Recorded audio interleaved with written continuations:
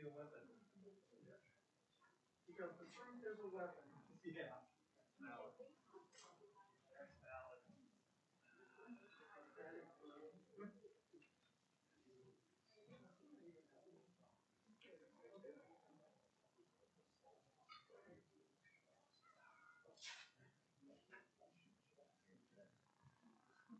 Yeah. Y'all got a new graduation before it's over with. I'm going to graduate you behind out the door. That's right. Graduate through Michael Washington's class. That's right. Somebody, y'all gonna hear, y'all gonna tell somebody gonna have 3 damn minutes to speak of. What kind of clandestine ass Masonic behavior is this here, man? Ooh, y'all just irritate me. Really? The hell you people go to sleep at night, man? I can't even sit still because I'm jiggling and jingling and ready to dance to get your behinds up out of here. Yeah, that's right. That's right. I'm not playing. I mean business in here. Ask your associate judges. Ask the district attorneys. Ask the attorneys over in the Oklahoma County jail if Mike Washington playing with you. Straight up. Human beings dying monthly. Why? So then, man, let me wait till my time to speak. I'll wait till that time.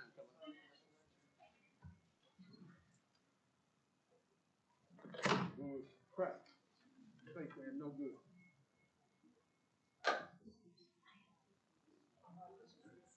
That's right. Mine ain't no front, because everybody know I do this every day. Ain't for attention. This one, you need to change. There's bull crap going on, man. Straight up. Damn it, I mean business today. That's right. I mean business. This is not operational function. Let's get it started. Let's get the party rolling. Yeah. Sit in there. What the hell are we? What the hell y'all meeting over here for? Anyway. What are they meeting for? Come on, man.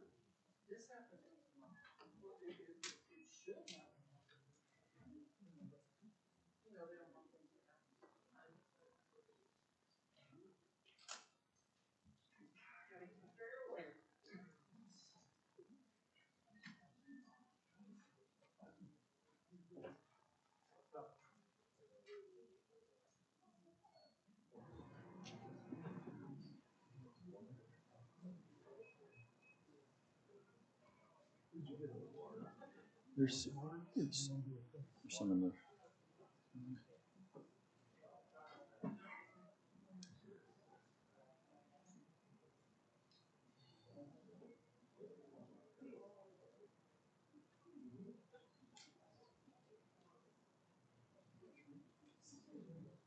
Now, when we late, y'all say we can't sign up to what'd you say? Sign up to speak.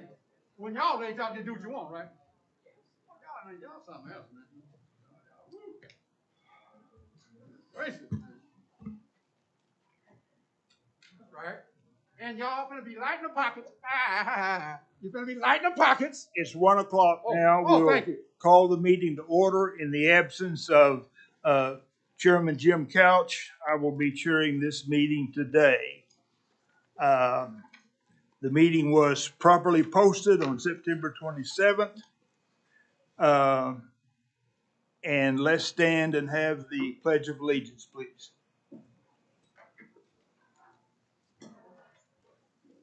I pledge allegiance to the flag of the United States of America and to the republic for which it stands, one nation, under God, indivisible, with liberty and justice for all.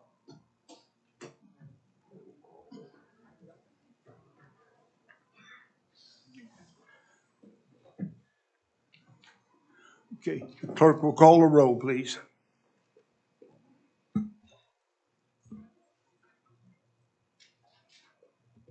Kevin Calvi. Present. Francis Ekwerekwu. Present. N.T. Berry. Present. Jim Couch.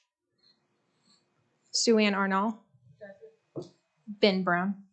Here. Todd Lamb. Tommy Johnson. Miles Davidson. And Joe Alba. Present, ma'am.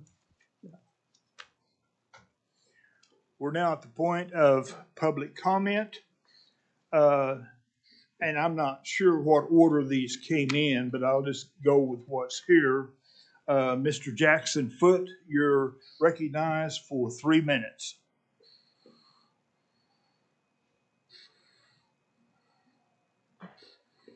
Lucky me, leadoff hitter. I think I'll start by just acknowledging something that I said earlier, which is there are two reasons that people are in Oklahoma County Jail. The top two reasons, and that is cash bail and failure to pay fees or fines. Both of those, as you all know, are crimes of poverty. The recommendations that are coming up later on, as you all have seen, strongly suggest using your influence in the community, your resources in the community to make cash bail a problem that no defendant has to deal with when they are awaiting trial for up to 2 months. Because as you all probably know, Oklahoma County bonds out at a lower rate misdemeanors than any other county in the state. And that's incredible. That's Oklahoma County. So look at misdemeanors. And this is not something, by the way, that I saw in the annual report. I'm on page 7. Unfortunately, I'm just on page 7. I kind of stopped there because I only saw it about 15 or 20 minutes ago. It was not introduced or up online.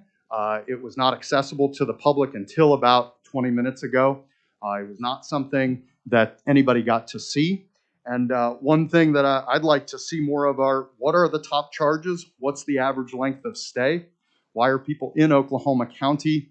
And what can get them out? And the reason I ask is because I've seen that other places can do it. And they can do it without state action.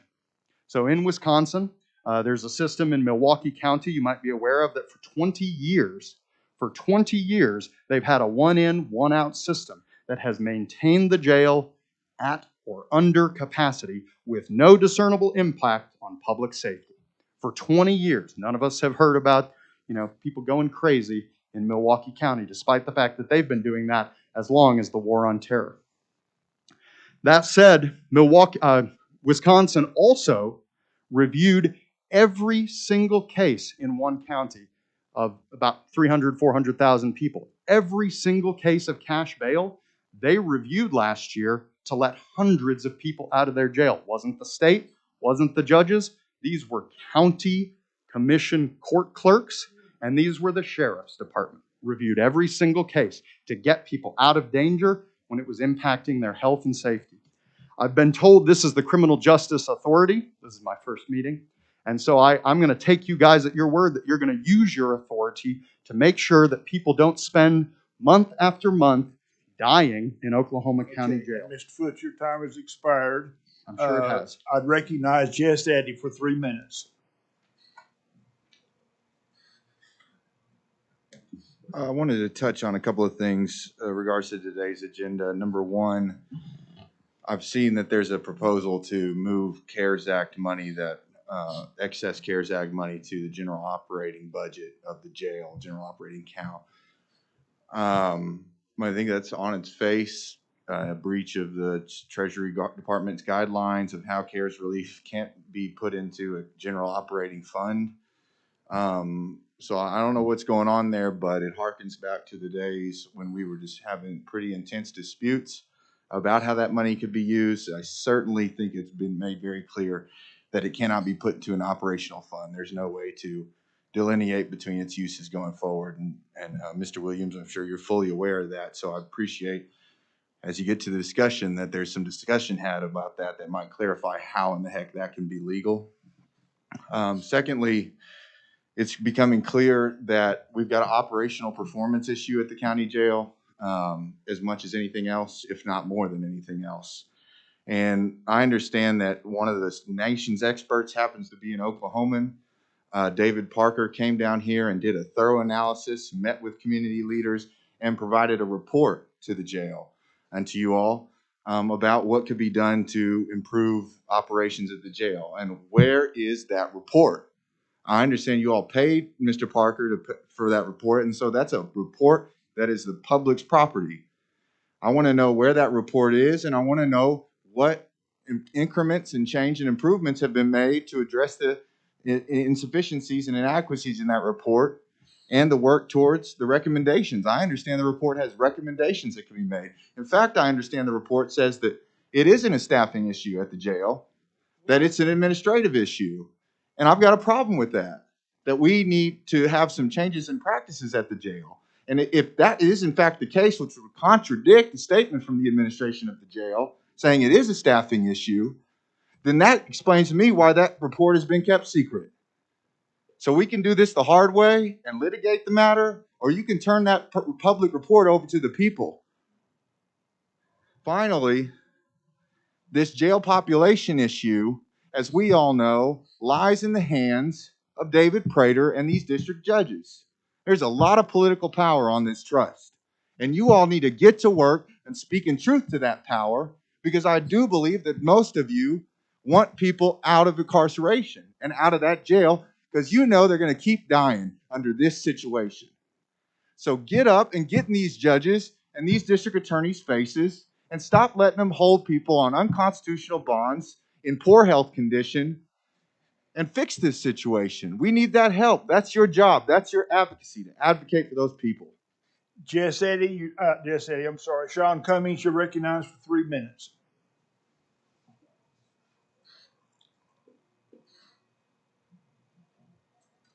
Hello again, everybody, and thanks for letting me be here. Stuff I wanted to talk about today was something that's really kind of out of the box, but I think it'll work. You got the county commissioners have the $150 million that was given to them. If we took $15 million of that and put it into a revolving bail fund that was run by the local government, so it had some oversight, we could get about 500 to 600 people out of that jail that can't afford their side of bail. And yes, in the long run, we would lose a tiny bit of money, but let's not kill $150 million over here because $3,000 or $4,000 will be lost over here. If we do the $15 million one, it's going to leave you with 800 or so people in the jail eventually, once we get out of the high prison population season. Those people could be moved to one side of the jail. You start working, painting, cleaning, fixing, maybe running the plumbing on the outside of the building instead of trying to continually fix it on the inside where you can't. And then redo this jail instead of spending $150 million. Look, I got a flyer from Kevin Calvey. He's already a yes vote. How many of you are already yes votes on the $150 million? Honestly, how many of you are already yes votes? How many of you decided that a new building is going to change our management? I've been coming here for 18 months. Everybody in here has given you every idea that you did your citizens advisory bureaus with. Everybody for free. We gave it to you. You didn't do anything. We can't even get a frickin' tent put up outside to test for COVID. A tent in 18 months. We can't get a tent put up to test for COVID. How is this okay? It's incompetence at its worst. Now you can all look down because I'm talking bad to you. I don't care. Literally, every one of you needs to resign. You have accomplished nothing. Greg Williams needs to resign. He's accomplished nothing. Nothing. This is a waste of time and money, and you're just trying to run this thing into the ground. So we come to the actual answer that we thought from the beginning. You need a new jail because you did a lousy job. I'm ashamed of every one of you. Ashamed. No one has stood up. You want to make rules for all of us, but the sheriff does nothing when he steals $40 million. Nothing. We have one set of rules. You all have another. Come on. Give us something. We've had nothing for 18 months. Nothing. I'm ashamed of every one of you. Nanette Cummings, you're recognized for 3 minutes.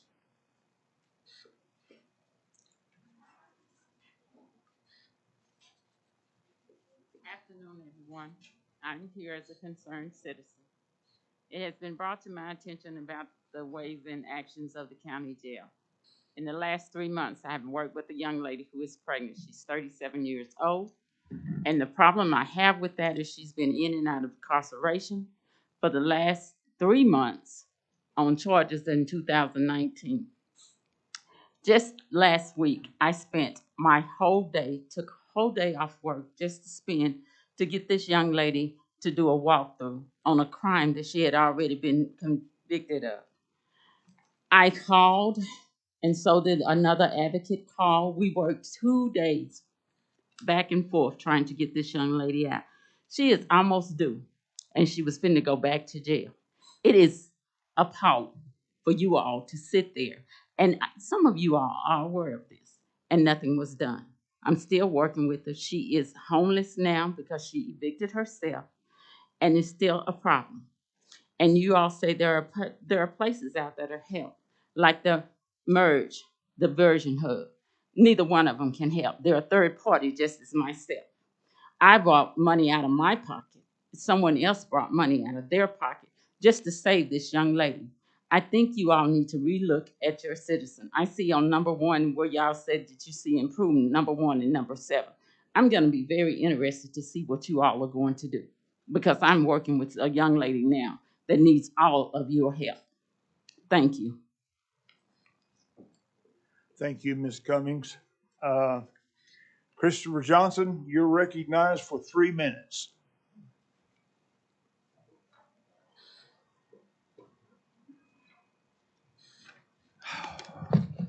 Thank you all for coming today. First of all, we have no COVID protocol still.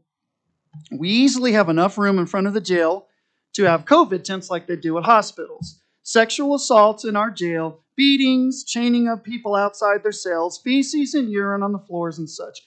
Physically unable to clean and unable to purchase bleach with an allotted budget of $32,384,710 this fiscal year from the Board of County Commissioners. Since 2011, going into next year, we've expended over $620 million in that jail at all capacities. And yet, you have the audacity to try to launder and steal another $150 million of that Joe Biden money, going to make last year's steal look like a drop in the bucket. No more excuses, no more corrupt lobbying from CJAC and their cronies. We need accountability of corrupt politicians. I'm sick of everybody giving Mr. Greg Williams slack and carrying him. Mr. Greg Williams, I'm humbly asking for your resignation today. It's time. We need accountability. You have no control over your rogue employees. There's still no COVID protocol. And when you gave false COVID reports, that should have been the end of your job, at the very least, maybe even a jail cell. In any other state, this would have happened.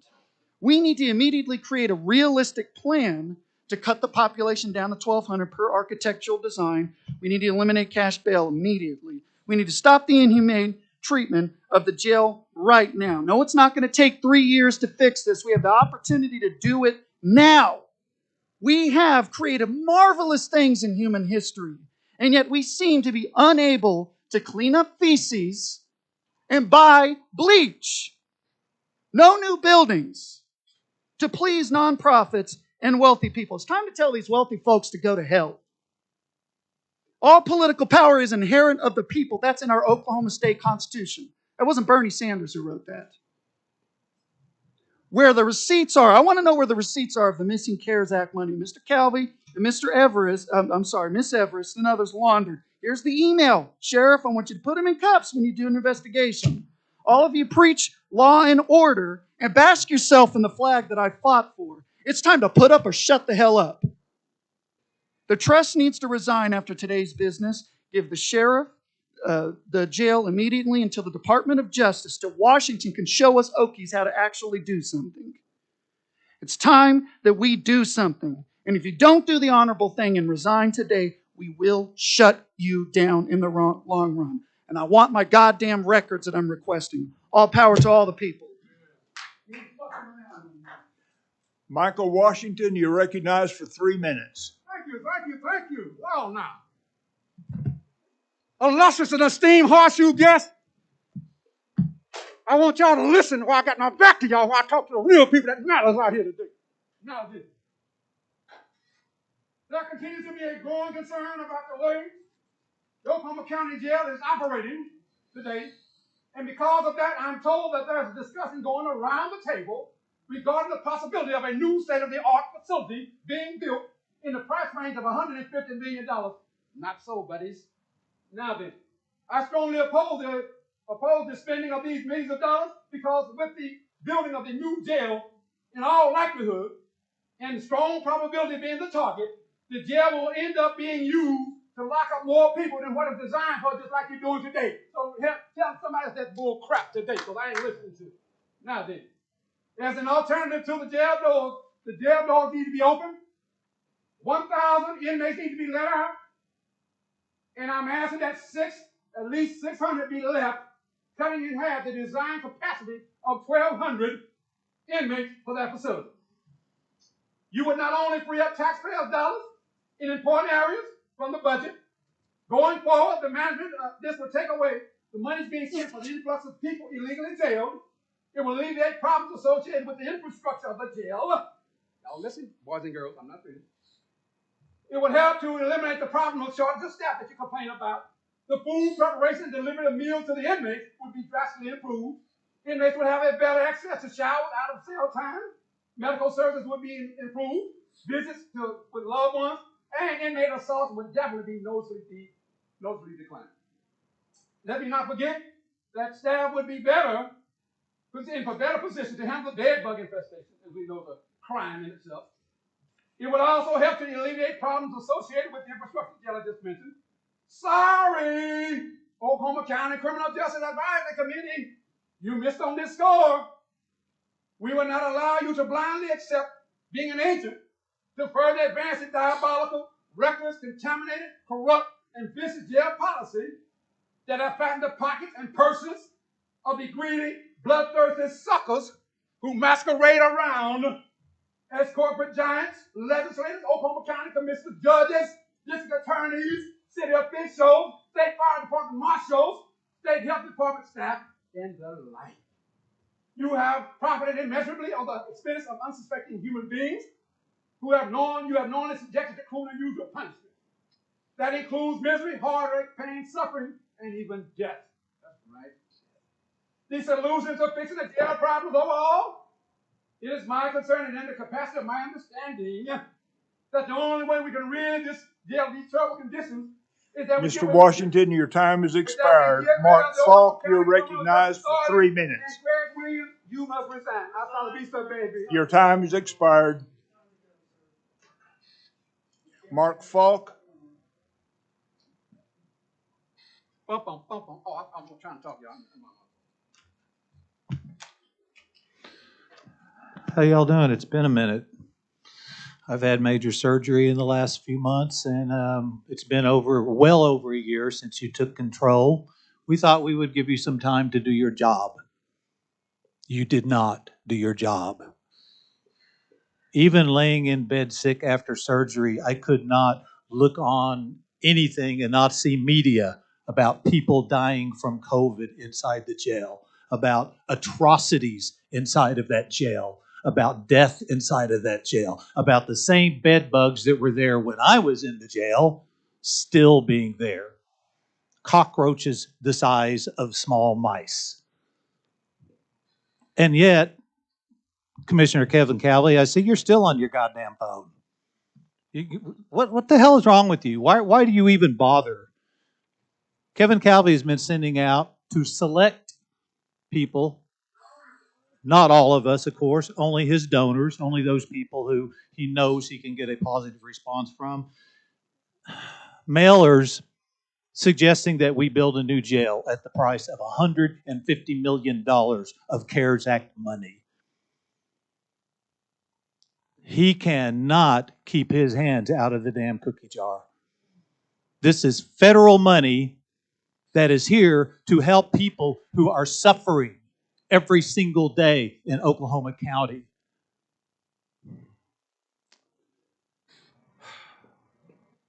This is a scam. You all know it's a scam. This is a money scam. Kevin Cowley wants to steal another $150 so we can line the pockets of the rich. CJAC, formed unsolicited by the Oklahoma City Chamber of Commerce, pretty much runs this county jail these days. How did that happen? How are millionaires and billionaires, Sue Arnall, running the county jail and profiting from the money that we spend on the county jail? 40% of our budget is spent on this jail. It is not time to talk about new jails. You can take the bed bugs and the cockroaches and the feces and the death and the destruction to a new jail just as easily as you could do it in this jail. Across the country, they are closing jails. Texas closed 4 jails, and you want to build a new one. Do your job. Cut the population in half.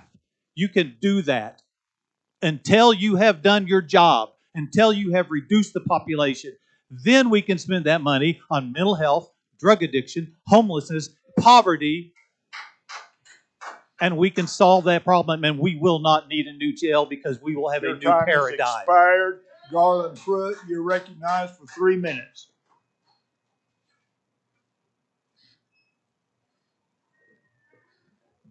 By the way, fuck you, Judge Gowdy. They say, why are we here? Why are we here? This is a two-way street.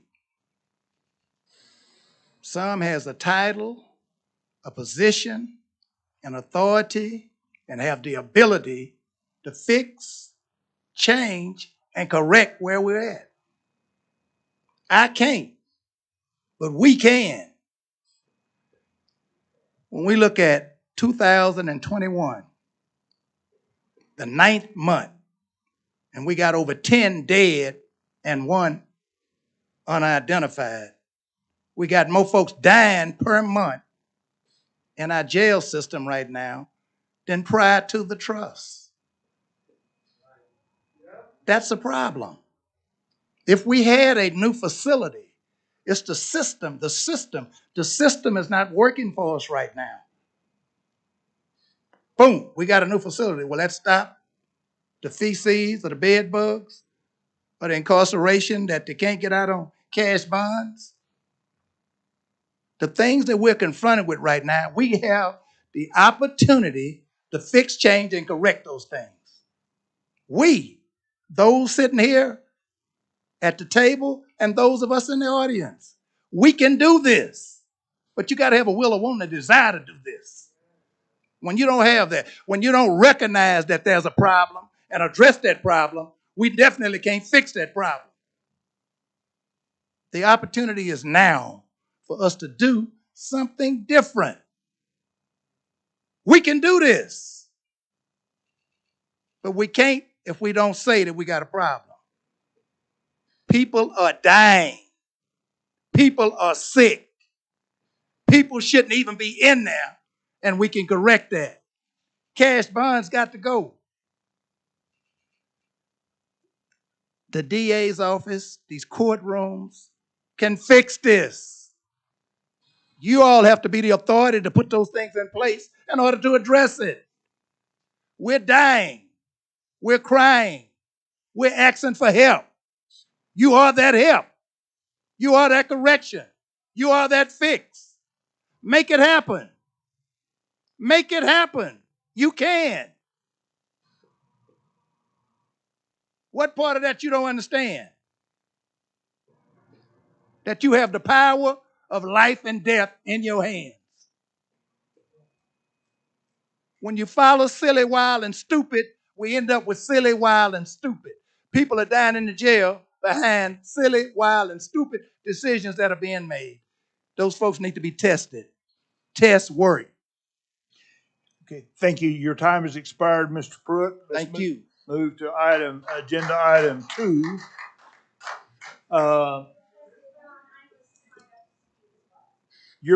I don't have your name. I'm sorry, that's your problem. No, it's not. Sir, I recall signing. I'm not lying recognized. to you. I will speak. You are not recognized. I signed up to speak. Check your cameras, Trustee Brown. I am not a liar. You are the liar. I have no legacy of being a liar. You do, sir. Check your clerk. I will speak. I don't. I will not be silenced by Trustee Brown.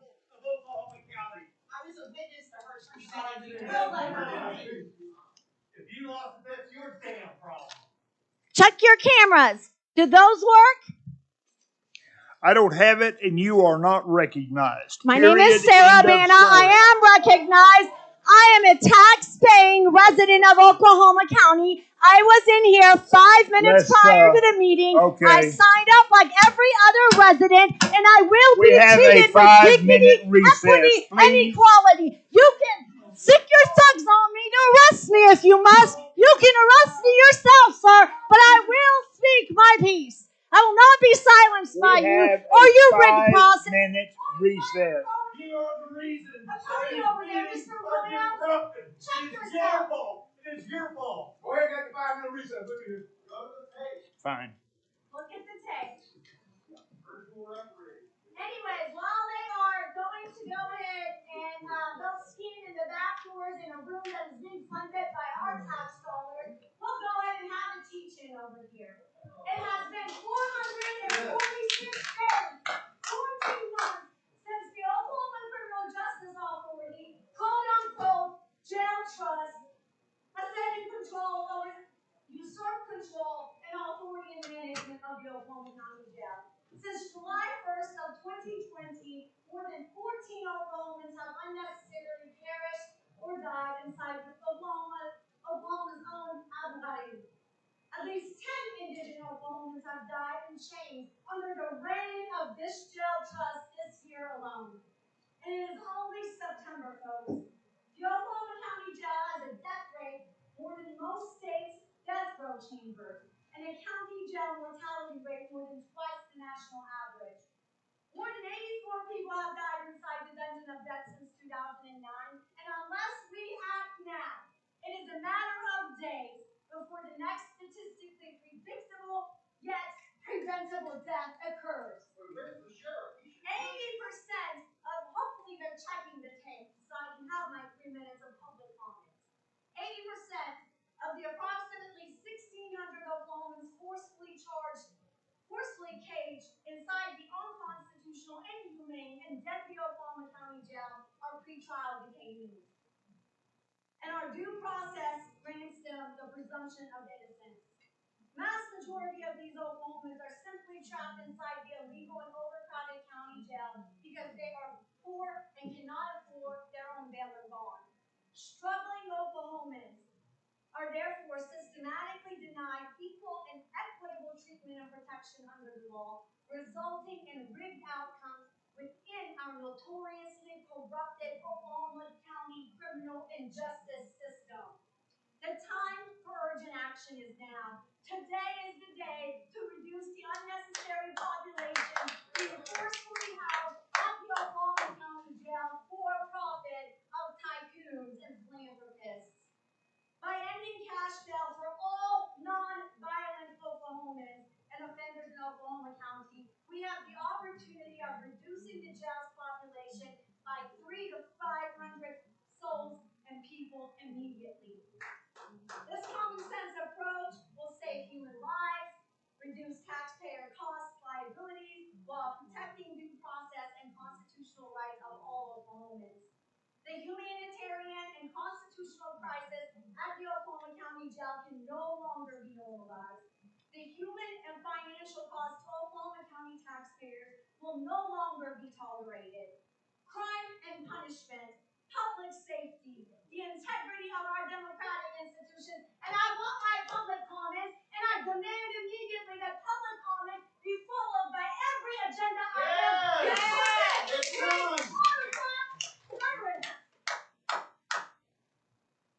And now you address the story. Crime and punishment, public safety, the integrity of our democratic institutions.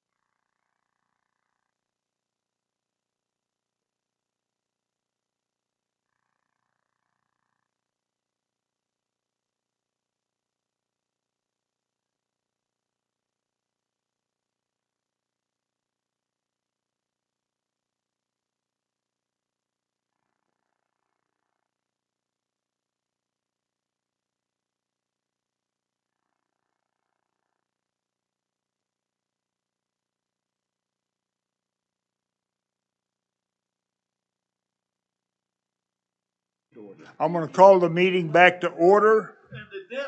We're on item agenda 1. We've decided, you will take your word for it, there's a clerical error. You're recognized for 3 minutes.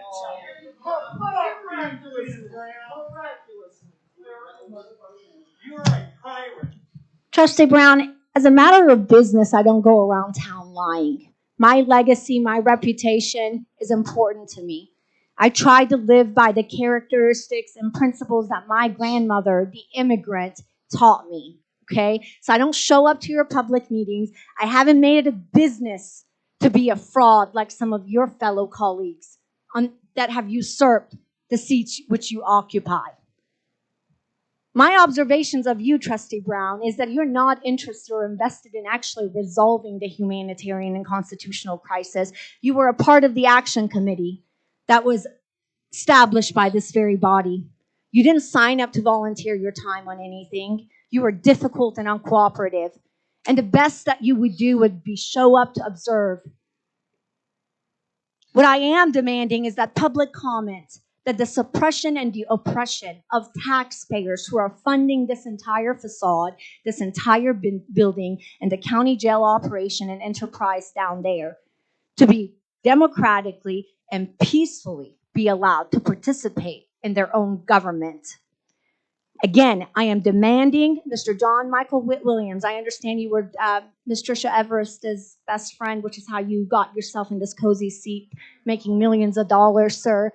Why don't you, sir, utilize your privilege and your voice, which you've utilized to rig our democratic process to suppress and silence the taxpayers?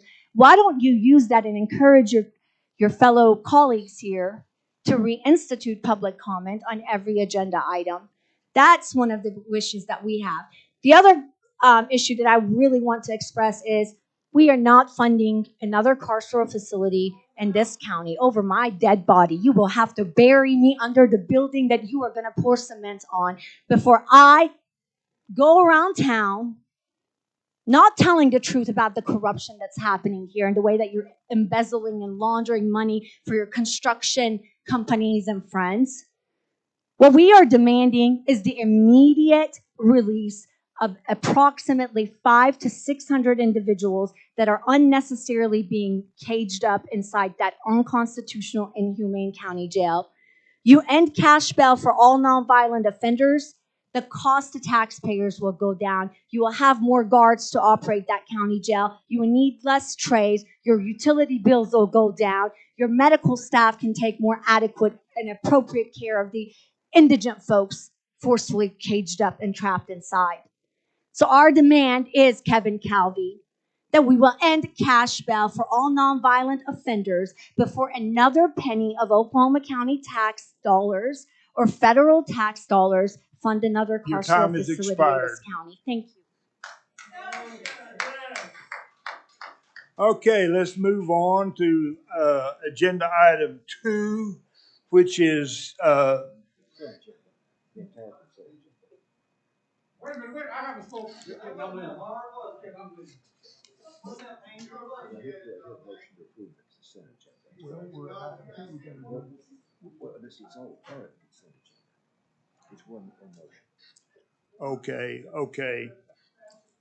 Okay. Item 2 is the consent agenda. Are there questions or do we have a motion? Move to approve the consent agenda, which is items 2 through 4, correct? We have a motion. Is there a second? Second. There is a second. Let's call a roll. Did we get to speak on the agenda item? Bye. I haven't voted. I didn't even vote. Well, yeah, I was going to abstain because I wasn't at the last meeting, so I'm abstaining as to the minutes.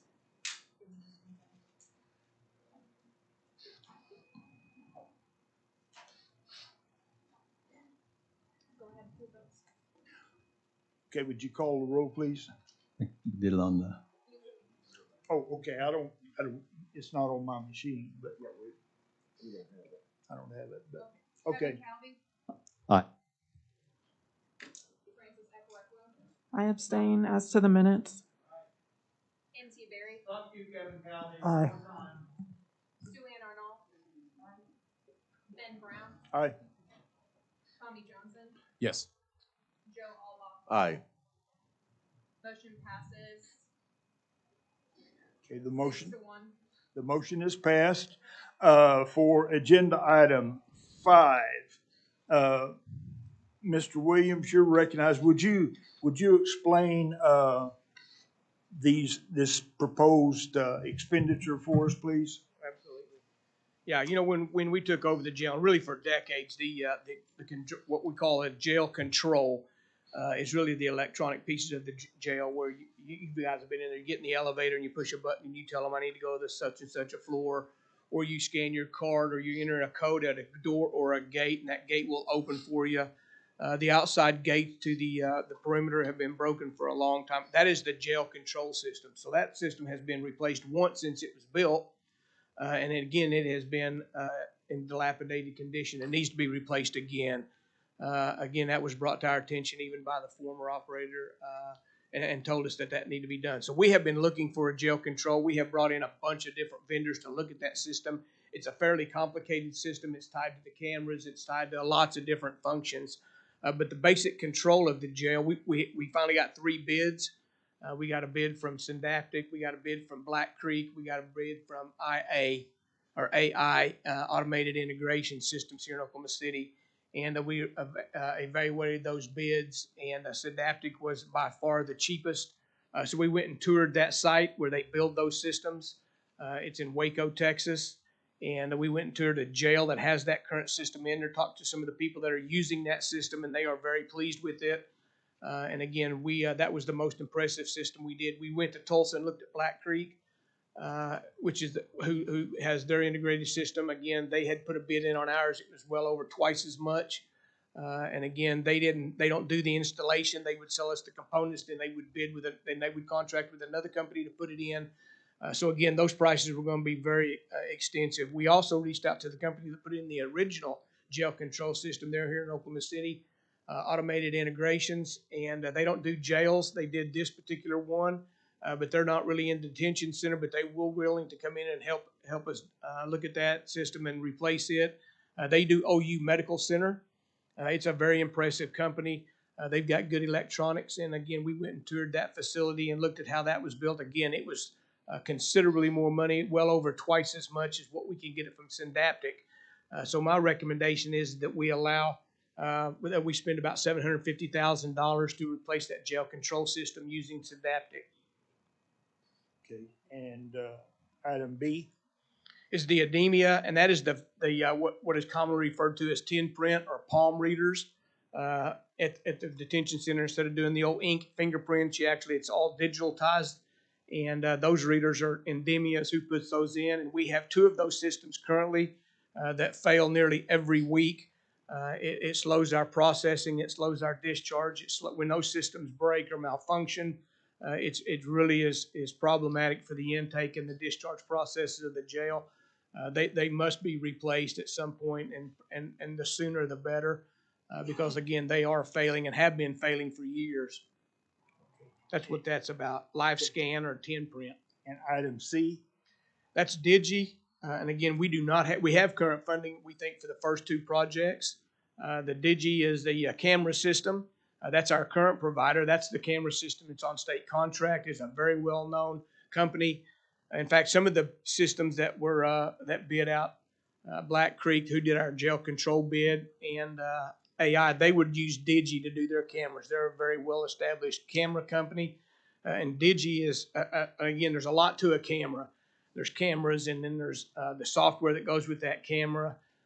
There's all kinds of intelligence that you can put into a camera system. There's storage, there's servers that control those cameras. So really our system is very dated. Our servers are out of date.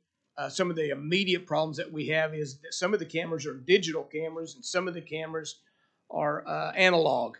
And the new control systems and the new features of modern technology does not use analog cameras, so those will need to be replaced immediately, or we'll need to buy converters to convert those analog cameras to digital signals. Am I being clear? Yeah, and part of that, again, will go to the jail control, because when you get on an elevator or when you have an incident, then the jail control system uses cameras to identify that person at at the gate or in the elevator or at that location to verify that they're an accessible person. So some of that upgrade will need to be done regardless if we get the funds for that. Hopefully, we're going to apply for some CARES funds or some reserve, I guess, that the county has to help us fund that that camera. But I'm not asking for funding for that. I'm just asking approval so I can go before the budget board and explain to them and submit the bids and show them the plan. Maybe we can get some funding for the Digi, which is 5C. Okay. And item D? 5D is the badging system. And again, you guys are well aware, as in the county, you use these readers, these cards, digital cards, to access certain entry points into the detention center. You can actually open gates and open doors with these cards. And again, that's part of a badging system, which is part of jail. It'll be a component of jail control, but not part of it, if that makes sense. So we do need to update our badging. We're looking at AI, which is an Oklahoma City company. They have the badging systems for most all of the other county features, and we want to be consistent with the other county buildings. And that's the reason we had proposed doing that. Again, we do not have the funding source secured for that, but we would try to secure that again. Are there questions from members, from trustees? If this were, please go ahead. You're recognized. Okay, thank you. So if this item were to pass, you would, within the funds available to the trust now, you would go ahead and implement items A and B, correct? That's right. And then items C and D would be only if funding were made available. Is that correct? That's correct. That answered my question a little bit. However, how urgent or intense is the need with all this? Can you speak more to that? The jail control system is an immediate need. If that fails, it will cripple the operations at the detention center. It would be a manual system to operate the elevator and try to figure out who's working the elevator. There's about 160 gates and doors that are opened by that particular system that would have to be keyed. Again, even implementing this system is going to be very challenging for the staff, because as we shut these floors down and as we shut these areas down, those gates, those doors will all have to be manually keyed. So that is a very critical component of the jail operation. We do not need to let it go down. We need to replace it before it fails. Thank you. Do I hear a motion? A second? We have a motion and a second. Please. For all of item 5. Yes, for all of item 5. Yes. Please. Kevin Calvi, Aye. Francis Eckwacker, Yes. M.T. Barry, Yes. Julian Arnold, Ben Brown, Yes. Tommy Johnson, Yes. and Joe Alba. Yes, ma'am. Motion passes. What was the vote? The vote was 7-8-0. For item number 6, Mark is not here today. Our finance guy, Greg, can you take us there? Yes, in the simplest of terms, what we're requesting is we were allotted CARES funds, a bucket of money to spend in CARES funds. Some of the items that we purchased, we purchased lots of masks. We increased our medical staffing to do the COVID test. We bought lots of COVID tests. We bought steam machines and equipment and cleaning supplies and lots of well over $1 million worth of COVID items. But we used our general fund to do that, our operating funds to do that. So what we're requesting today is to take money out of the CARES fund account that's currently in the jail and just move it to the operating account. So it's not additional money, it's moving money from one account to another. Are there questions? I have a few, if that's You're okay. recognized for a question. Yeah, thank you. This question is kind of for Mr. John Michael Williams. Is this a legal thing we can do with CARES Act money at this time? The answer, attached to, here we go. Attached to this resolution and incorporated as a part of it are the precise items of expenditure for this money that is to be transferred from one account to another. And you see things like COVID test kits and hand sanitizers and masks and gloves and a variety of other things. And this resolution states, and we'll ask Mr. Williams if this is true, but were all of these funds expended for, were these, each of these expenditures for CARES-related purposes? Absolutely. So Right. the answer, we can spend money for CARES-related purposes, and we spent our own money that's being paid by the CARES money. We waited to the end to get to get the CARES money, and that's lawful. I don't know that I understand. Are these expenditures that have already occurred, or these are ones you're planning to? So, based on the fact that they've already occurred and there's a leftover amount you're wanting to move to the general operating fund, my question is that transaction from CARES Act fund to general operating fund a legal thing we can do as a trust, given all of the parameters that were put on CARES Act funding? But I read an AG opinion last year, and a county or a government entity could reimburse itself with CARES Act funding for COVID-related expenses. Okay. I read it quite a bit too. Okay. And I also could provide it to you. Okay, thank you. Also, Mr. Williams, Greg, some of these items regarding to additional staff that we paid for Summit Food Service, could this be any more itemized? Because as is, I just think there's probably issues with it's not very specific as to who these staff were and when they were, what hours, what they were doing. Like, I'm pretty sure we're going to have to spell that out a bit more.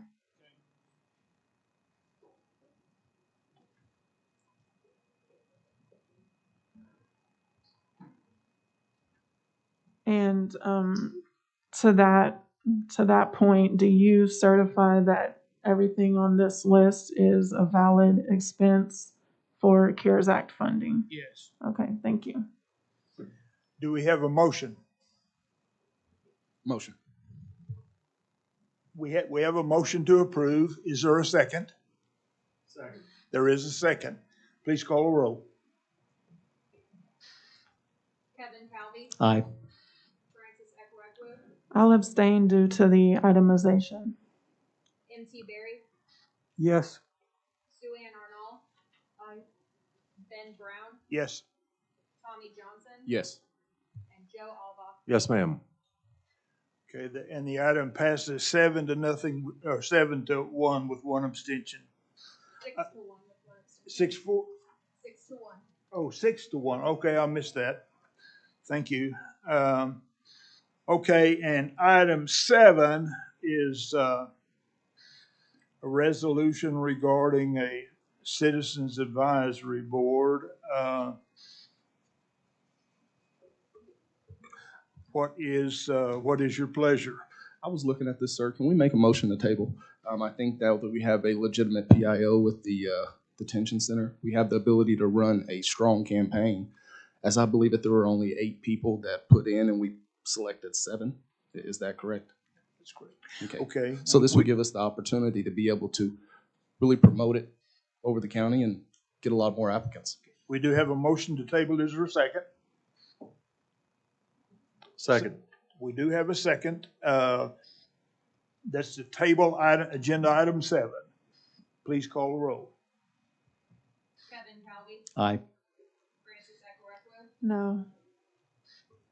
M.T. Berry, Yes. Sue Ann Arnold, I abstain. Ben Brown, Yes. Tommy Johnson, Yes. and Joe Alba. Yes, ma'am. Would you please announce the vote? Motion passes 5-2 abstentions. There was one no vote. 2 abstain. No, I think it was one I think Trustee Ekelregu voted no. One no, one abstention. Okay. I didn't want to misstate you, Trustee. So that item is tabled. Next, finally, we're happy to recognize and hear the presentation from North Care. Hello, good afternoon. My name is Roberta Mims, and I am a care navigator, the veteran liaison, and MAD liaison, and veteran treatment court liaison for North Care. There's a video. You can please play. Access to care when someone is ready and wants it is so critical. And that's one of the things we've done at North Care is we've tried to move everything to same day access anytime we can, because it's important when I'm ready and I'm ready to do something about it, because we know that people in this situation, they also have stigma and all kinds of other reasons not to get care. Let's get it started right away. I think we've got a great and compassionate staff. I just know that they're here for the right reason, and they're going to take care of people when they're seeking help. We know that it's very hard to decide I need help. And when you come in, you need a compassionate, caring staff member to meet with. We know that Oklahomans particularly experience more trauma than most places in the world. We are on the top of all the lists we don't want to be. Child abuse, domestic violence, etc. We have high prevalence of trauma in Oklahoma. We have a high incidence of mental health and addiction issues. We have high levels of incarceration, and we've got to get beyond that to help our citizens and really to deal with community health issues. And I would say that we're going to be able to help you. We provide hope. We help our consumers. They have us to lean on while they get their own hope back. And it's been a wonderful thing to see where we come from to where we are now, and it's exciting to see where we're going. Let's have some fun taking care of people. We are hope. We are healing. We are here. We are North Care.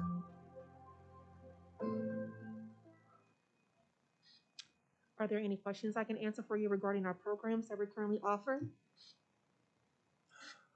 I'm sorry, I couldn't hear you. Oh, are there any questions I can answer for our programs that North Care currently offers regarding our MAP program or veteran diversion, veteran treatment court, our RICKET programs, our offender screenings, any services that we offer in regards to the community? Let's have a couple. Okay. One, thank you very much for programs you do with veterans. As a veteran, I appreciate that. Thank you for your service. Happy to do it. So one question would be treatment. This is great. We want to make sure that people who are, if somebody's dangerous, whether they have mental illness issues or not, they need to be kept away from the public. But there are many people who may be doing things that keep getting them put back in jail and all that because there aren't enough bed space for things. And I do think we need more bed space. With regard to, maybe you know, maybe you don't, somebody probably at North Care does if you don't, but as far as funding the care for a particular person, if they are incarcerated, then that falls on the incarcerating entity to provide the care, correct? If they are incarcerated, yes. Right. If they are, for whatever reason, if there was an ability for a pre-screening, which we don't really have the room for in the current facility now, but if we did, and those people were out in, like, just say, look, you can, I don't know how you put it, but jail or you go to treatment, and they chose treatment, then Medicaid could potentially pick it up, correct? That is true.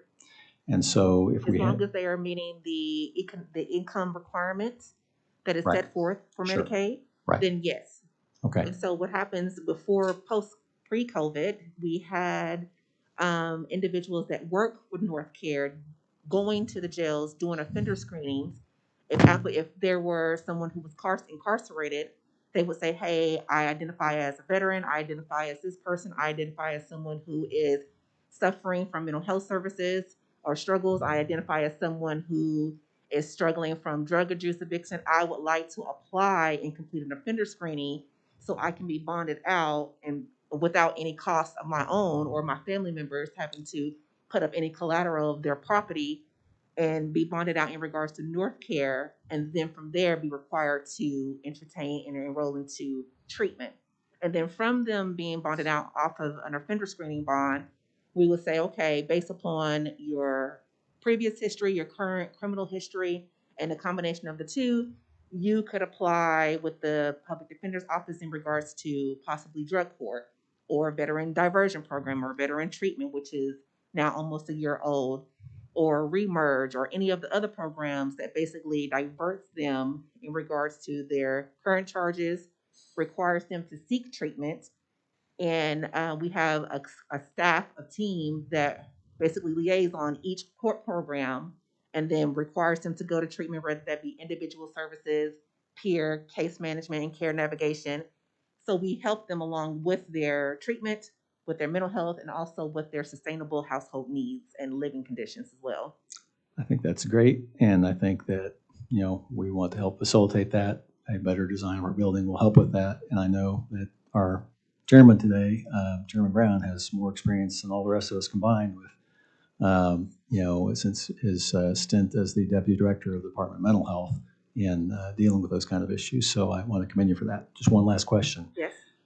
Treatment works often, but it doesn't always work, correct? There are some people that resist treatment, and you're going to need to, some people are going to have to be incarcerated no matter how much you do in terms of treatment and all that, correct? We don't necessarily go into the face of people resisting treatment. There are some individuals who, based upon how they grew up, based upon their cultural backgrounds, who are not familiar with treatment. So it's not always the entity of someone resisting, it's the unfamiliarity of what treatment involves. And so North Care has a system set up to where we can do drop-in groups, we can start with individual treatment, we can start with care navigation, we can start earning their trust and building rapport, because treatment is just not one size fits all. So to your question, there could be individuals who resist getting into a North Care system and getting into treatment because they're unfamiliar with it. Would I necessarily say that because that person is unfamiliar with mental health services, should they be put back into jail because they're unfamiliar with it? No. But we as North Care don't say no. We say, okay, where can we refer you? Do we need to involve your family? Is your people, places, and things, are you in a safe environment to where you can continue to come receive your services and then go home to a safe environment to where those services are being impactful to you inside and outside of your household? Are you having your daily livelihood needs met? So is there something that we're basically lacking to where you can't be comfortable with seeking treatment? I don't feel like a person should be thrust back into jail just because they appear to be resistant. Yeah, no, I was referring to somebody who had been determined by, first of all, we have no ability to say who comes in the jail or who gets out. That's up to the judges and the district attorney, et cetera. It's not, we just have to deal with what they tell us to do as far as that goes. Right. But so if somebody was the deemed somebody who had, was danger to the public or something like that, we don't have any authority over who those determinations are or what. It's not our power to do so. Right. But there are some people who are going to be in that situation, even with the best treatment facilities available. True. Thank you. We're trying to sell the jail. Stop. Are there any other questions or concerns about our programs I can answer? Trustee Allbar, you're recognized for a question.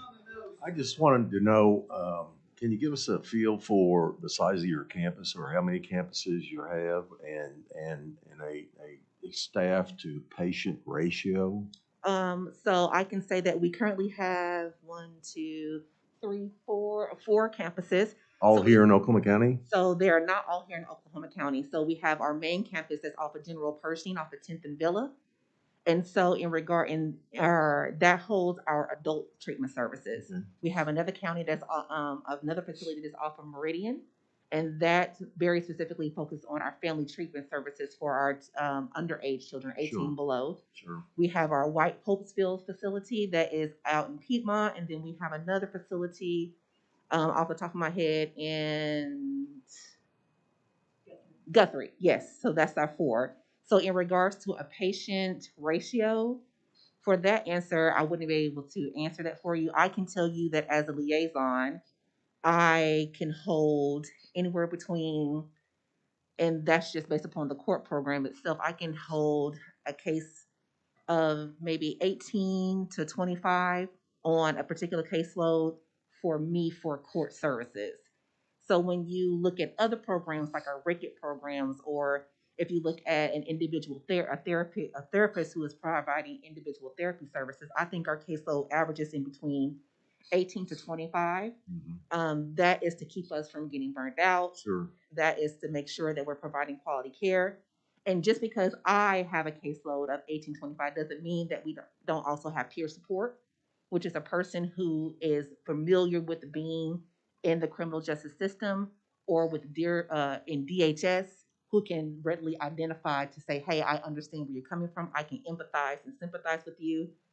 So our caseload numbers may be high, but there's more than one person attending to one individual based upon the many services that we offer. I appreciate you taking time to answer that, and I also deeply appreciate what you and your coworkers do on a 24-hour basis. It's a stressful job. Yes. Takes a unique person to do that, and please pass along to everyone at your facilities.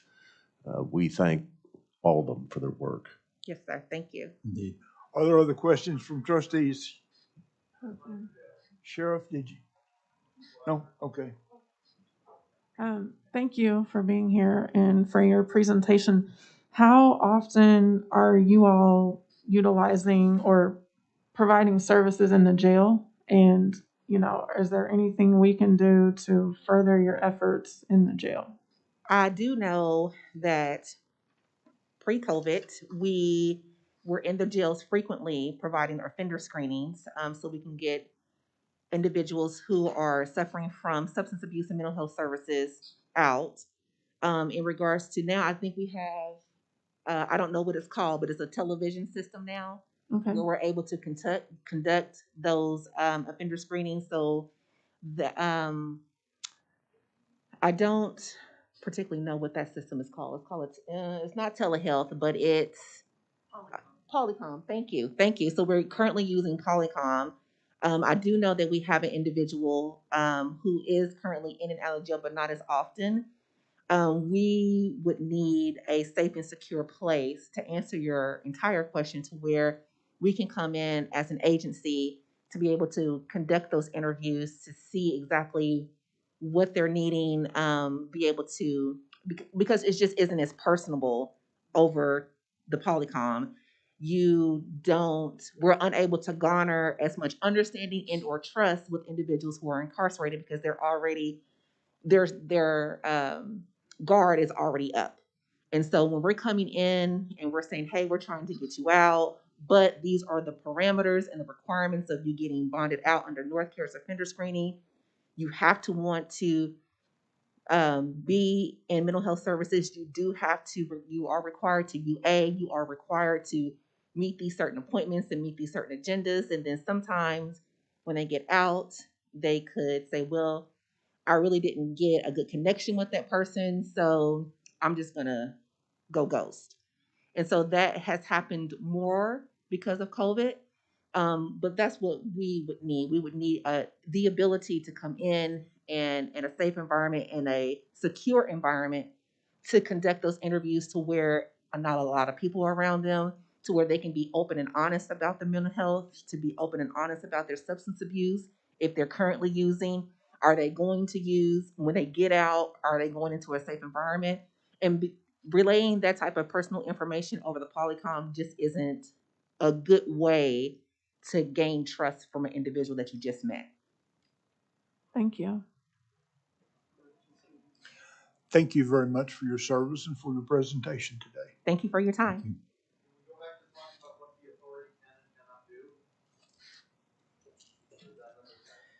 The next item on the agenda is, and I think people have an annual report. They've been made available. Greg, would you just do a brief overview of the annual report, and people can digest it a bit? Sure. If you go to page 5, that's where our budget and some of the financial information is laid out.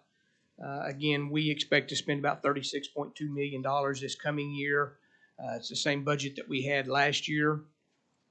You can see as the pie chart there at the bottom of on page 5, it talks about that really about 53% of our budget right now goes to salaries and benefits. About 23% goes to medical care.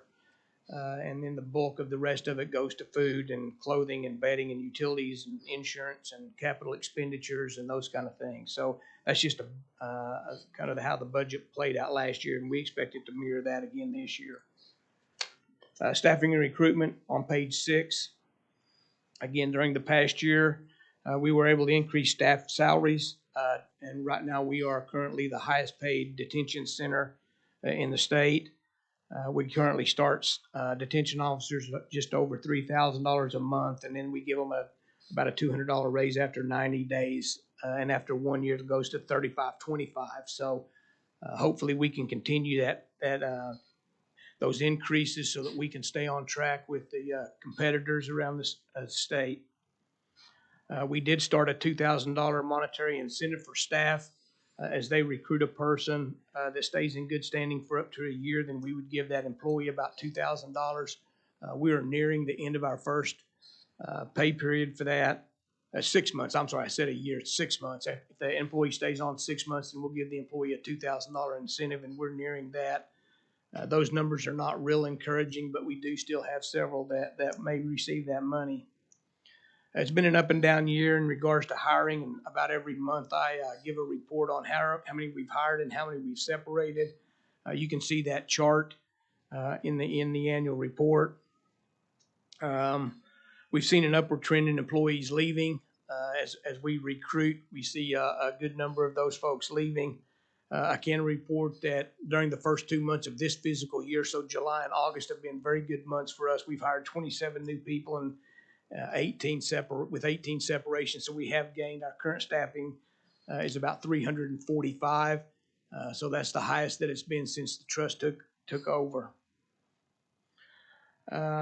We continue to participate in job fairs.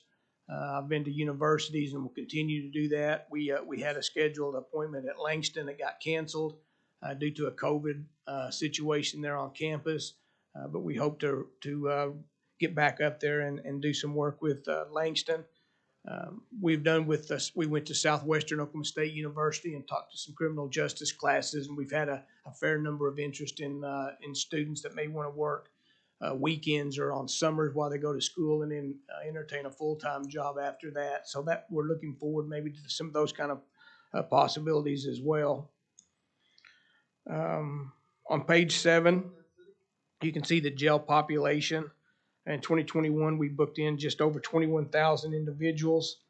Our average daily population was 1776.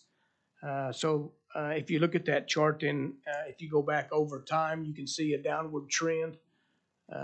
So again, we hope that we can continue that downward trend and get that population really where we'd want to see it. On page 7, we go into some of our special investigations. We do have an investigations unit at the detention center that help us with contraband and internal kinds of investigations. And again, hopefully next year we'll be able to compare those numbers to this year and kind of see how we're doing. It was almost impossible. We went back and looked at last year's, the year prior to the trust taking over. But the sheriff was a little bit different in the fact that he had law enforcement staff and detention staff, and some of the law enforcement staff did some of the investigations and handled some of the cases, and the detention staff handled some of them. So when we were unable to get clear numbers on really what it looked like the year prior to us taking over. But next year we ought to be able to compare, have a comparison of those statistics, so that'll be helpful. On page 9, we go into some of the infrastructure repairs, and again, we got just over $10.3 million for CARES fund, and we were able to do a considerable amount of work in repairs of the building. And again, I've reported on this a number of times, but I can't emphasize enough how incredible the staff and the contractors worked, as well as you all and the county commissioners and a lot of our support in getting those projects done. Supply chains were very limited. Staffing from the contractors was very limiting. COVID was an impact. A lot of contractors wouldn't allow staff come in because of COVID precautions, and their staff were getting COVID, and it was really just a mess trying to get workers on board. But they came in, worked nearly 24/7, and we got a lot of that work that we had hoped to get done ahead of schedule. We did put hot water on demand systems. The boiler systems that was in place were leaking and very inefficient. In fact, there was a lot of floors and a lot of areas of the jail that did not have hot water. So we were able to put that on-demand hot water system in. We put in mixing valves to help control the temperature of the water. We put in a water management system that helps us manage and conserve water and get it to the places that it needs to be. We put in booster pumps. You can read the report. There's just a lot of things that we're able to do. Sump pumps to keep the flooding down. One of the things that we've experienced, our water bill has gone down considerably, but the water on the floors and the water all throughout the jail and the sewage on the floors and all has really been contained. We've really not had an issue since these projects were completed. So our sanitation is much higher than it's ever been. On page 10, we were appropriated about $184,000 to put in some new locking systems. The prior administration had started that project, but the county commissioners and the budget board had given us an additional money to start that work.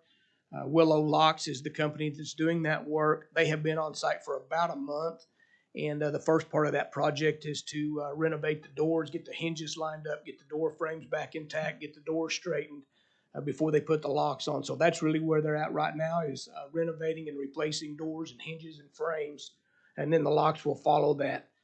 We are hopeful that we'll have that project complete by the end of the year. On page 11, you can see our COVID numbers, and again, it's been a battle all year long with the COVID, with the people that are detained as well as the staff. Our turnkey is our medical provider. They did the bulk of the testing. Now, again, a lot of our staff are tested outside the facility, but the bulk of the detainees were tested inside the facility. They tested just over 10,000 people during this year. 376 of those were positive. As you can see on the graph, we started testing in August, and those numbers have continually gone down in numbers, the positives, and we're very thankful for that. The number of tests that did go down as well, and some of the explanation for that is as you have less and less positives, you have less and less contact positives, so less and less people need to be tested because there's not so much exposure. Does that make sense to you? So when our numbers were very high, our contact exposures were very high as well because we just had so much of it. But as those numbers have got better under control, then testing numbers have gone down some. We still test everybody that goes to jail. We test most everybody that's transferred outside the facility and everybody that has symptoms. Anybody that we know that has had direct exposure that are willing to test, we'll test those folks as well. We were able to offer the vaccine or get just over 600 inmates vaccinated. So again, we continue to emphasize that. We advocate for testing for staff and for the detainees. Those tests are free of charge. We have all three vaccines available currently. So if they can tell us which one they want, then we can absolutely get those folks vaccinated. So we've started an incentive program even that we've tried to encourage people to do that. Hopefully we'll get more and more people vaccinated as time goes on. We've had 79 employees test positive, and that number, of course, continues to rise. This second wave has even hit us probably harder than this first year. So again, our COVID has continued to be a problem for the staff and for the detainees. On page 14, It talks a little bit about the bed bugs and other bugs in the jail. We have made progress. When we took over the detention center, the bugs were very much out of control. We have had good progress. We've had times where we've almost eliminated the bugs, but again, they come and go with as people come into the jail. Those numbers keep going up or go up and then go back down. We've got about 3 ways right now that we're fighting the bed bugs with contractors and with organic solutions that we can put actually with the detainee in the cell, or if it's a infirmed person, or if it's somebody that we can't displace or move to another area of the detention center, then we use an organic chemical that has proven to be pretty effective. So we will continue to fight those bugs, and we will continue every effort we can to eliminate bed bugs or fight that bed bugs. Other pests are much better controlled. On page 15, we talk a little bit about our contractors.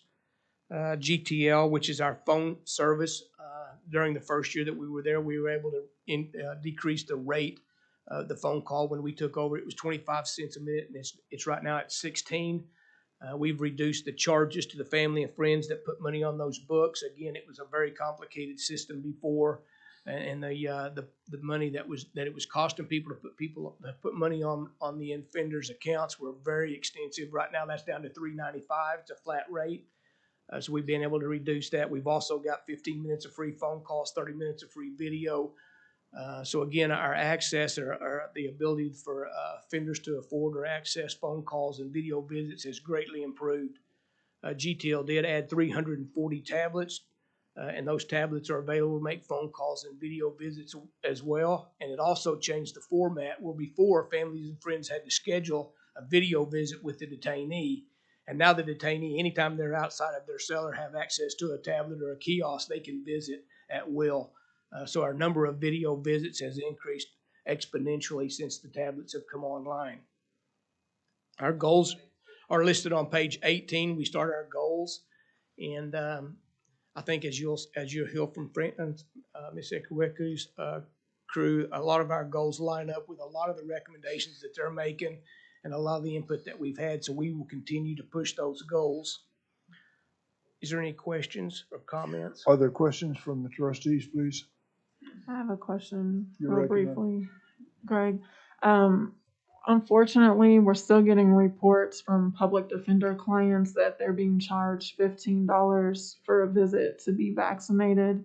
Is that true? And if not, how can we educate the population at the jail so that they do not think they will be charged to get a vaccine? Yeah, I don't know where that's coming from. We have never charged for vaccines. We have never charged for testing. I probably made 30 or 40 posters, probably this big, that are bright colored that say COVID testing is free. Ask them, they're available, and it has all the details about it. And there's absolutely no charge for vaccinations. There's never been a charge for vaccines.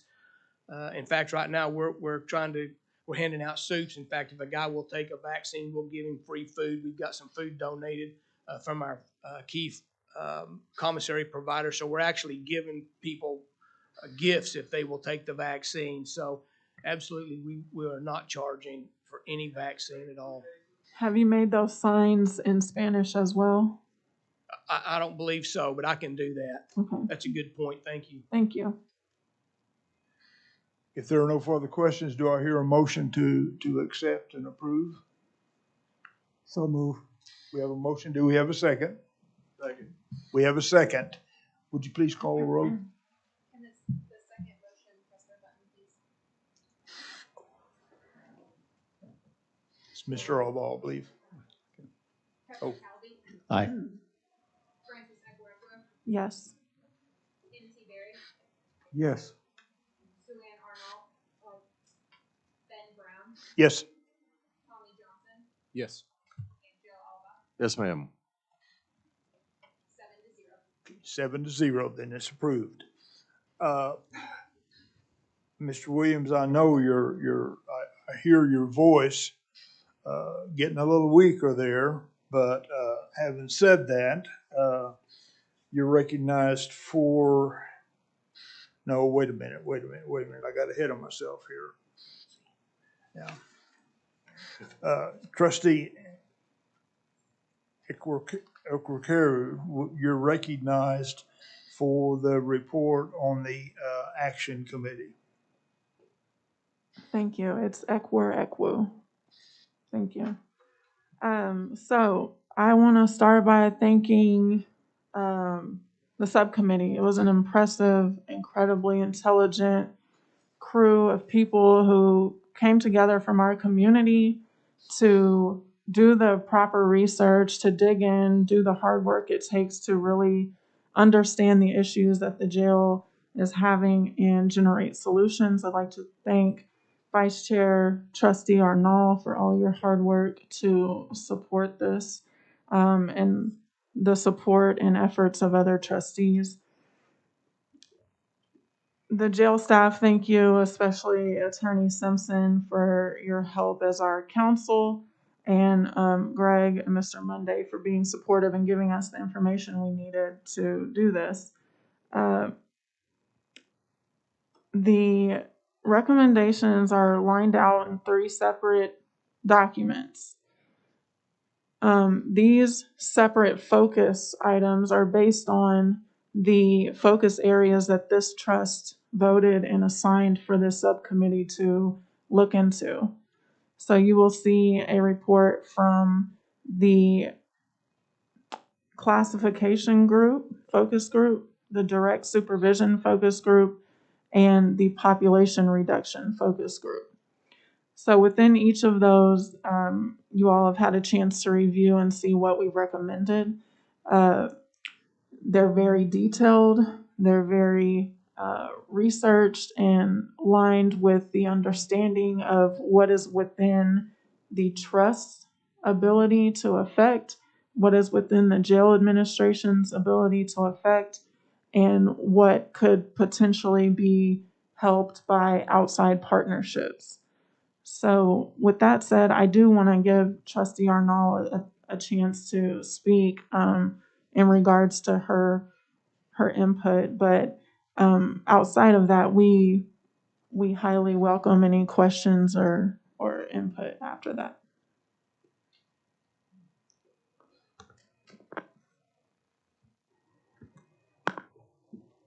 Our committee met to discuss how to implement direct supervision in the Oklahoma County Jail. And in particular, our main goal was to allow the detainees to be out of their cells more than 1 hour a day. We all, or all of us over 50, remember the Rikers riot in New York. And that was because the detainees were in their cells for 12 to 13 hours a day, meaning they were out for 12 hours a day. Right now, we're not even allowing our detainees to be out more than 1 hour a day. And so this was the focus of our discussions and our work.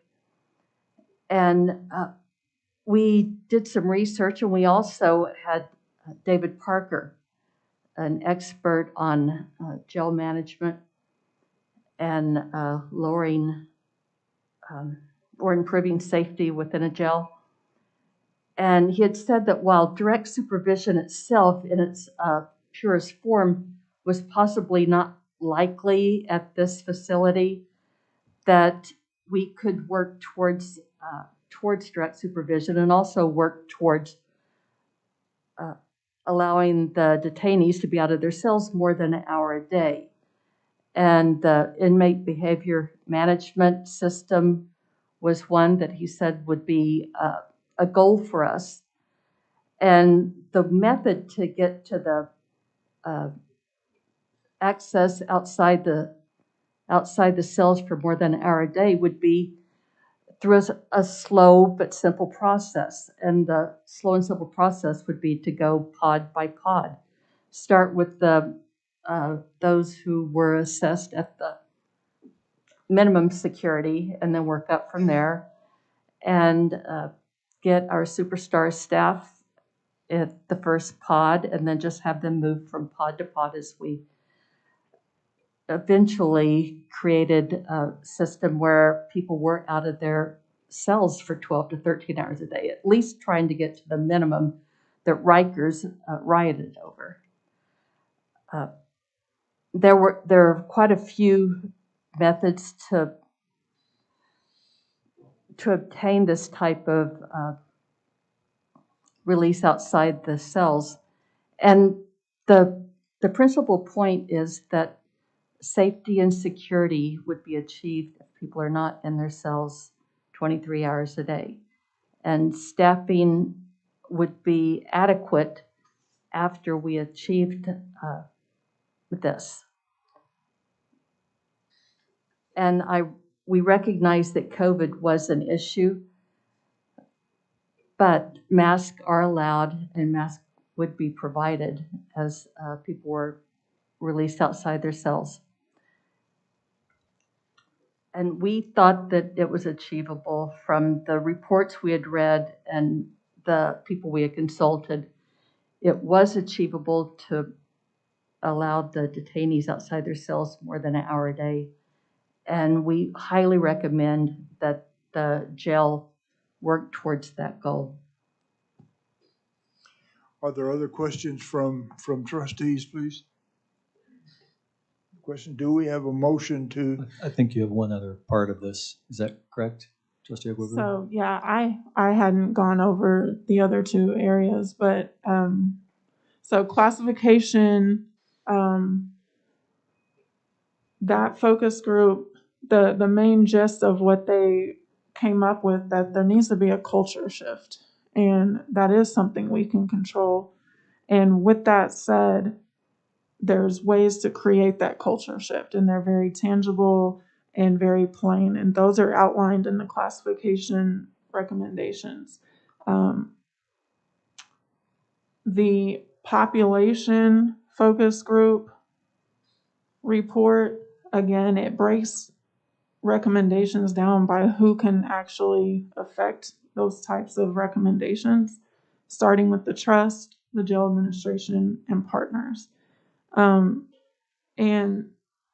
one of the main focuses here is to continue Greg's efforts to secure NCIC background check abilities. He's already in the process of that, but if we can continue to support him, however that looks, the ability to conduct background checks in-house at the jail will speed up the process for booking and releasing, and thus potentially contribute to depopulation. We can look at continued partnerships with the courthouse and different programs that we've heard from here at the trust meetings that help people bond out of jail, like North Care that just represented today. So there are ways for us on our end without judicial order to affect population, and they're all outlined right here. So, I mean, without reading it word for word, it's all right here, and you all are free to ask us questions and let me know if there's something you have more input on. Something that Trustee Arnall especially came up with was that pilot program for the direct supervision, and that was very genius and well studied, and she found other models around the country. With that said, it would be most responsible to start it in one pod so that it can be very controlled and also very bolstered with other social services that people need in addition to direct supervision.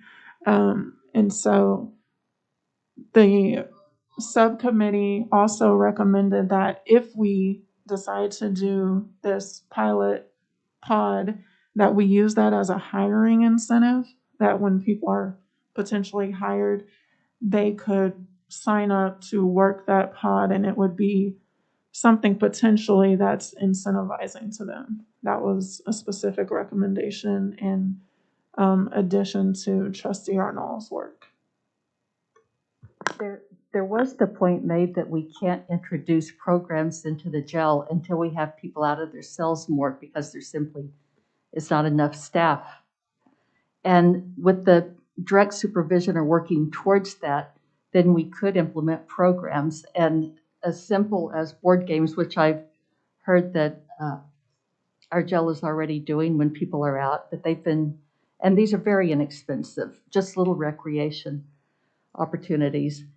But then the people, once they're out of their cells, it's easier for them to have programmatic staffing and in different areas of the pod so that they could have some case management, substance abuse treatment, where the individuals wouldn't have to be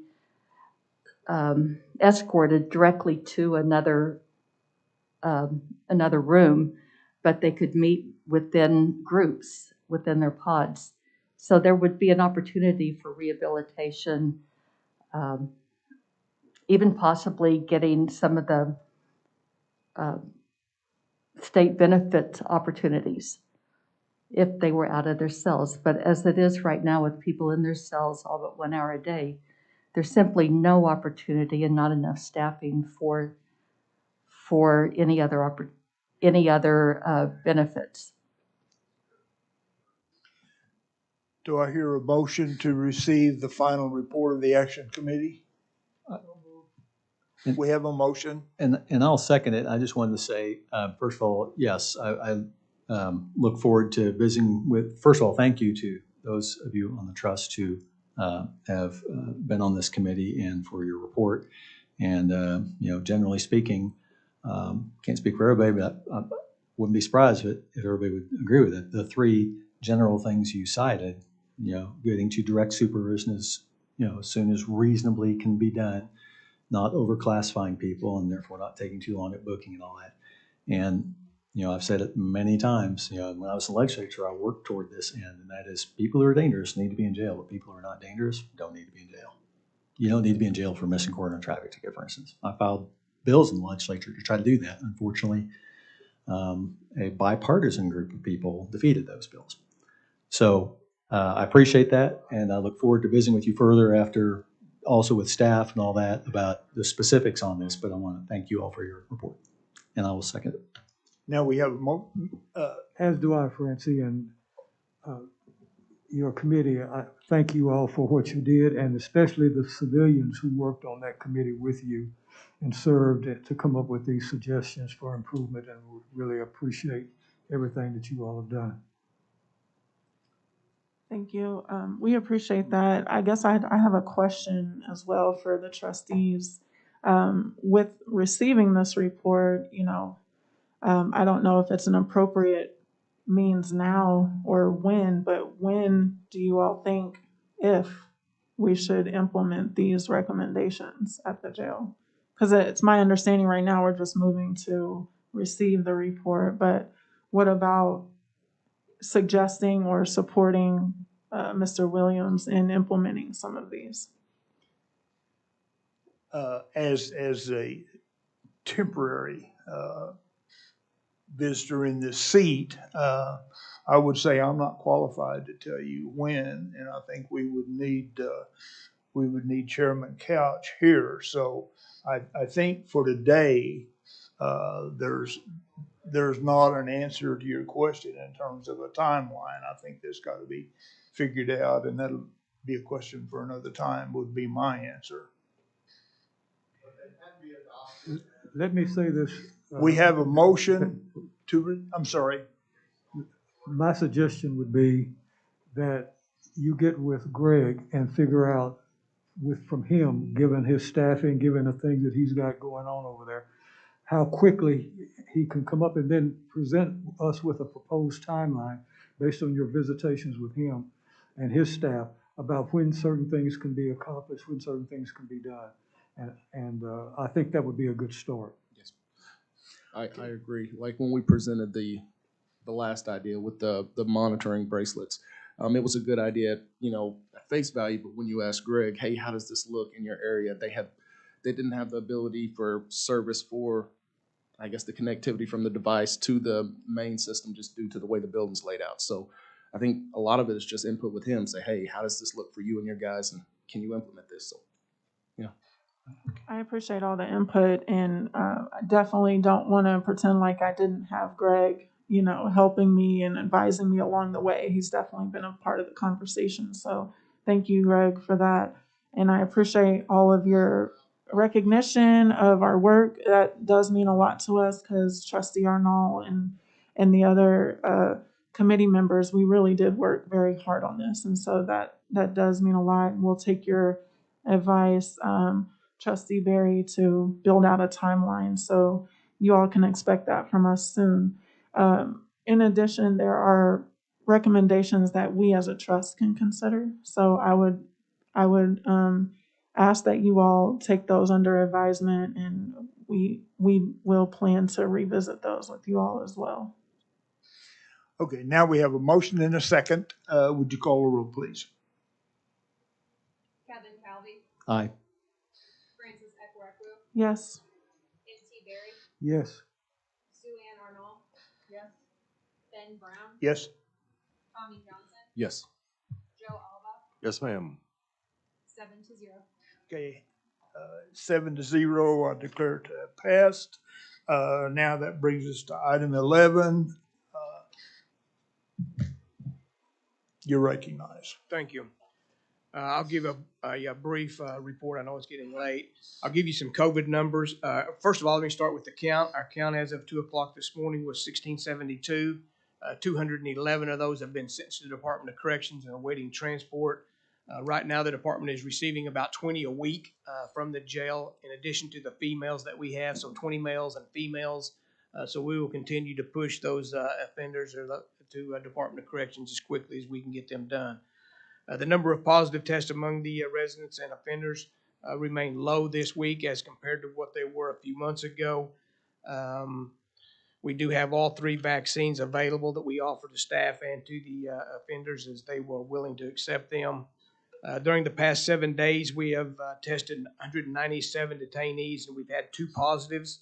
Over the last 30 days, we've tested about 710 detainees, and 20 of those were positives. As of June 29th, we had 72 employees that were positive, and we have 3 right now that are out positive with COVID. Staff recruitment, again, as I reported earlier, is still a very high priority. We do have teams at the state fair trying to recruit and hand out applications and trying to recruit staff. We have had some success at the state fair, but we will continue to recruit, go to job fairs, universities, colleges, students, career techs, every place that we think that we can find trained or qualified employees. So again, our effort is we'll continue to go forward in that regard. I would like to give an update. The sheriff mentioned Site 4, which was the heartbeat detector that we had presented to us last month. We did come in and do a test with that equipment. It did not work as it was really hoped that it would.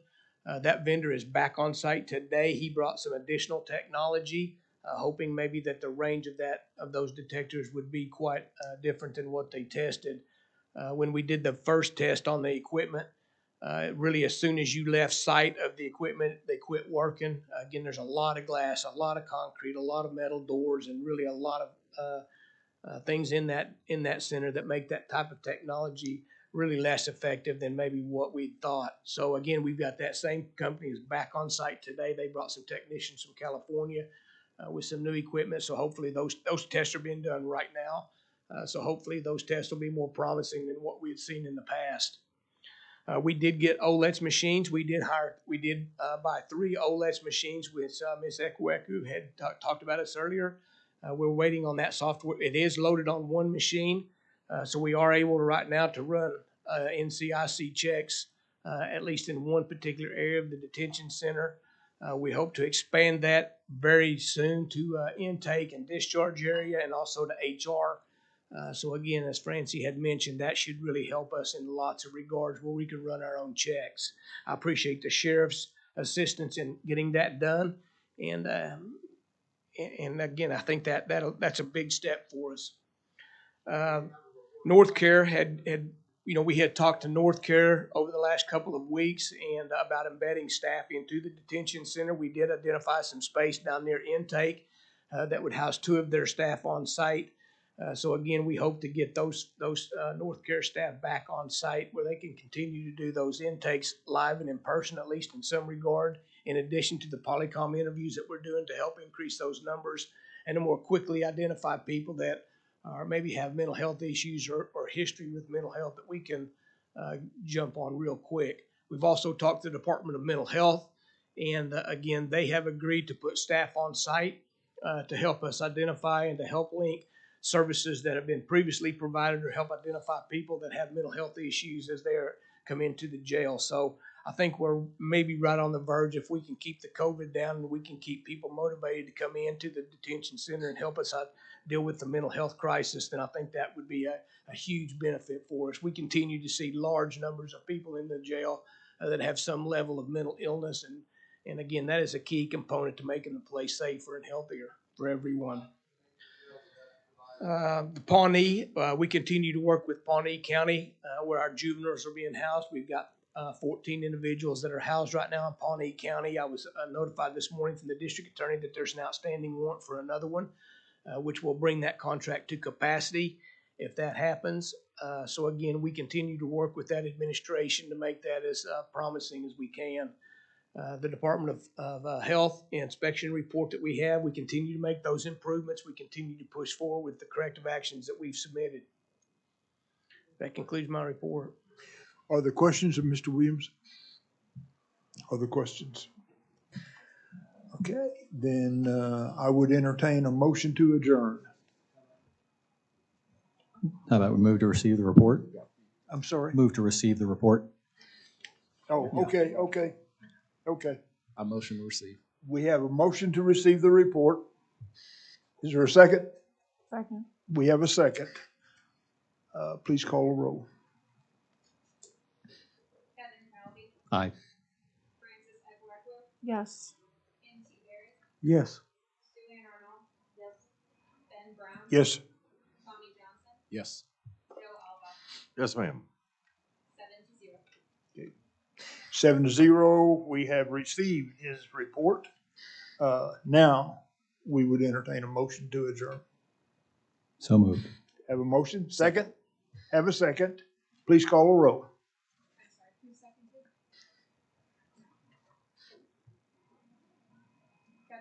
Aye. Yes. Julian Arnold. Ben Brown. Yes. Tommy Johnson. Yes. And Joe Alba. Yes, ma'am. We are adjourned.